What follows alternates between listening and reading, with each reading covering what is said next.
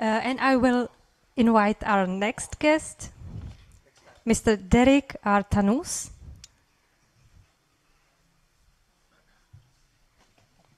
Here's your microphone, and you can use this to switch between slides in your presentation.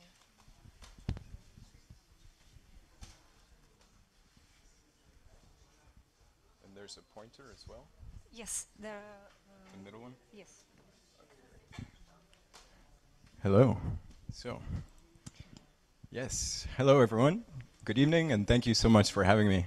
My name is Derrick Tanous, and I have a Master's of Science, what I actually got at the University of Rome in Italy. But I'm actually from the US, and I'm born and raised in Maine.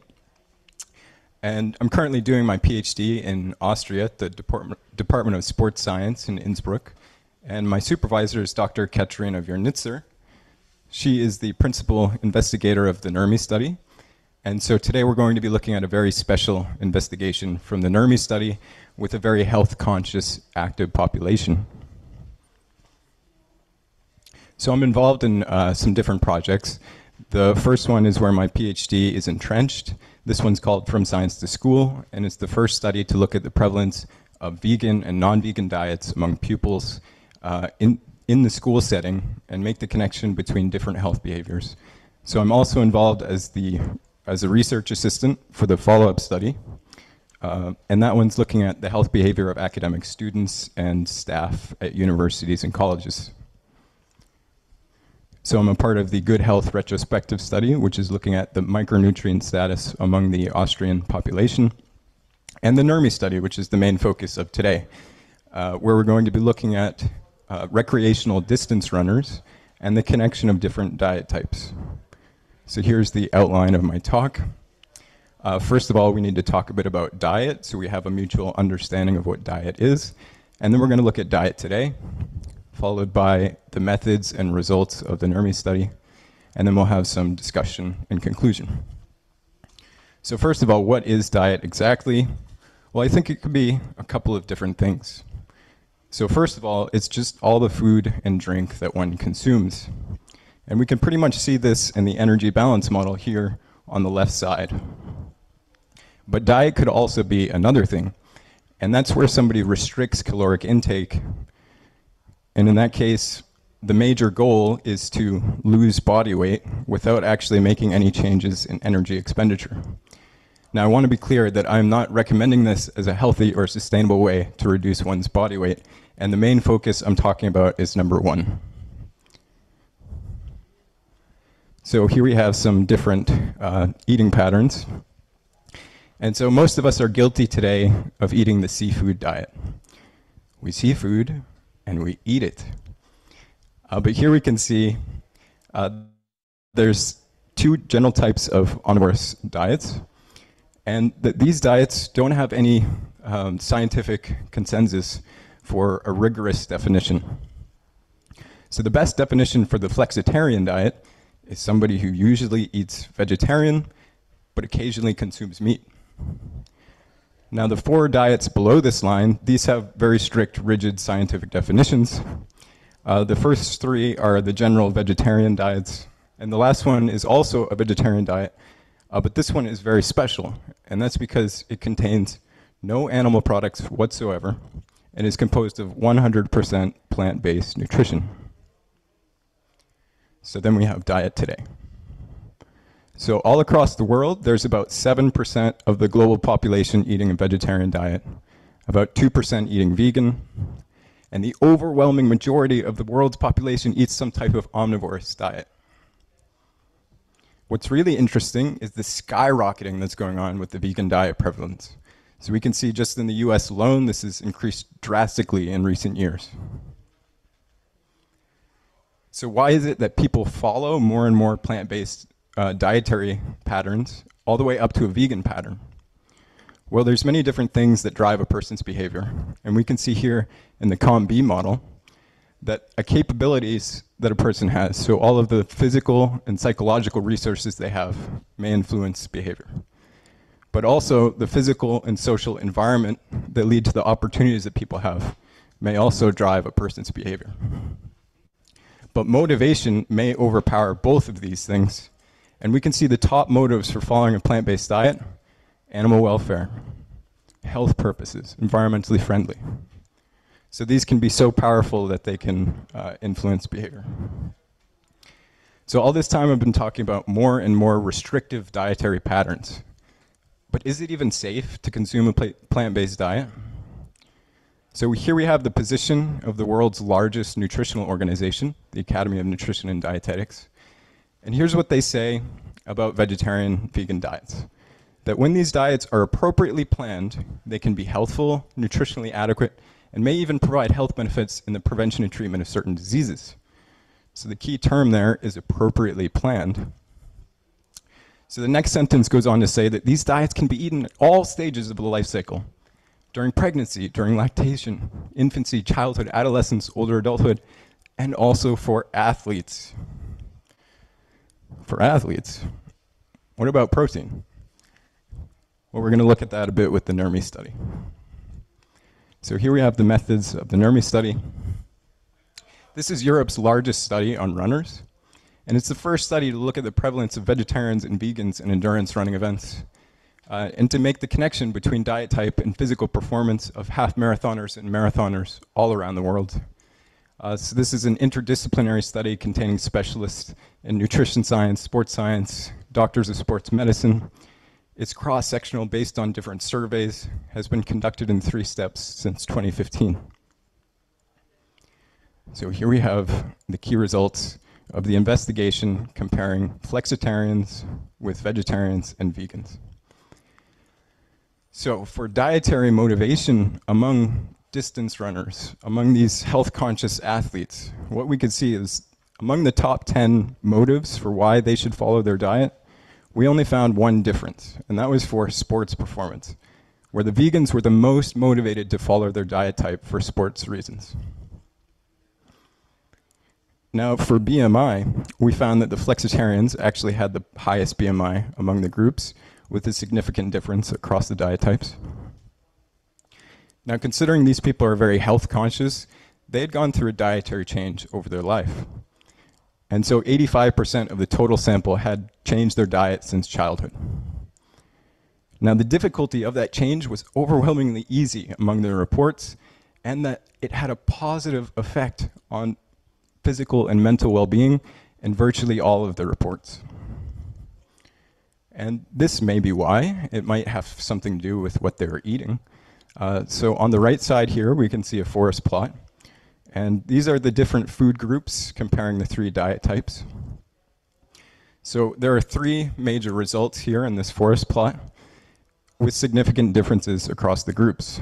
One of them is for legumes, nuts, and pulses, where the vegans were eating the most amount. Same thing with fruits and vegetables. The vegans were eating the most amount. And for protein, the vegans were actually eating the most amount of protein as well. Now here on the left side, we have another very interesting result. This is comparing diet versus training for changes in body weight. And what we can see here from the gray is that the gray means a stabilizing of body weight, whereas the dark purple means body weight went down from this factor. So we could see that diet was the primary factor for changes in body weight. So for this, I think I'll have to go ahead due to time, but we'll move on to the discussion. So what about protein? What is protein exactly? It's a macronutrient that's essential for the body to grow and sustain life. It's about 1/1,000,000th the size of a grain of salt. But where does all protein originally come from? Does anybody know? Where does all protein come from?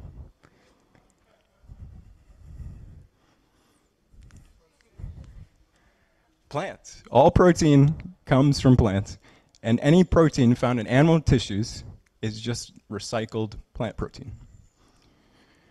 So there's estimated between anywhere 10,000 to several billion different types of proteins, and in order for the body to produce these proteins, it needs to have all of the amino acids. Now, this is a very confusing topic, especially among experts in nutrition. And we use different terms to refer to proteins that have all of the essential amino acids. So high quality protein is very misleading. High quality protein has nothing to do with the end product of what the protein will become as part of the muscle tissue. It just has to do with containing all of the essential amino acids, and it comes dominantly from animal sources like meat, cow's milk, eggs. But there are some plant foods with high quality protein sources. So we can see that low quality protein sources come only from plant foods. But once again, the name has nothing to do with the functional quality of what it will eventually become as part of the body. So the RDA for protein is 0.8 grams per kilogram of body weight. So this would be something like 46 grams per day for the average woman. And considering men are a bit bigger, that's about 56 grams per day. Now, if we were going to just eat one food all day long, one specific plant food, let's choose my favorite, broccoli. So if we just ate broccoli all day long, we got our 2,000 calories, we would get a whopping 146 grams of pure protein. Now the problem there is that we might be missing out on certain levels of the essential amino acids. But there's a very easy solution to this. It's to eat a variety of plant foods in a day and not to just eat one type, which I don't recommend. So here we can see the solution to low quality protein, and it's to combine a legume with a whole grain. You can do this in a meal, or you can do it throughout a day, and the body will get all its complete proteins that it needs. But what about athletes? They need to get more protein, right? Well, athletes just need to get more calories in general. They don't need to get proportionally more calories from protein. So around 10 to 13% of daily calories from protein is perfect for adults as well as athletes. So here are typical meals that are eaten among the most health-conscious populations. These are different types of whole food, plant-based vegan meals. These meals are loaded with antioxidants, with phytochemicals, with complex carbohydrates like fiber and starch, which is why they've probably been shown to be so potent for medical treatment and have been used as a form of treatment for cancer, for diabetes, for heart disease, for the world's leading killers. Here we can see possibly why the flexitarians had the highest BMI among the groups. And that has something to do with the caloric density of foods. And so foods like meat, cheese, oil, they contain the majority of calories from fat, which has 9 kilocalories per gram. Whereas on the right side, we have strictly vegan foods. And these foods are made up of predominantly complex carbohydrates that lead to a long duration of continuous energy supply, which helps for satiety and also giving a lean physique. So the Eat Lancet Commission came out with this planetary healthy diet with the question, can we feed a future population of 10 billion people a healthy diet within planetary boundaries? They said, yeah, we can, but we drastically need to change our dietary behaviors. And so they said up to 1/3 of protein calories could come from animal products, but the other 2/3 must come from plant products, plant foods. But we also know from the Physicians Committee for Responsible Medicine that all the protein, all the calories could come from plant-based foods. And here we can see, again, the grain and the legume to get that complete protein. And this is what that actually looks like with foods on the plate. So, lastly, we have the conclusion. So for vegan, vegetarian diets among athletes, we could see that vegans report sports performance as a top motivation. There was no difference in the race day dietary strategies among the groups, and that the vegan diets, the participants eating vegan diets showed basically the most fundamentally healthy dietary behaviors for fruits and vegetables, legumes, nuts and pulses, and protein intake. So tomorrow my colleague will have another presentation on results of the college and university study. And if you're interested in reading more about the vegan diet in sports, check out my supervisor's narrative review. If you're interested in seeing these results, check out our upcoming publication. So the takeaway message that plants have protein. Thank you so much. Thank you very much. Další? Are there any questions? I am not a vegan, but I do eat a whole food plant-based vegan diet. Thank you. Thank you. So, thank you, Thanks. Mr. Tanous, for your presentation.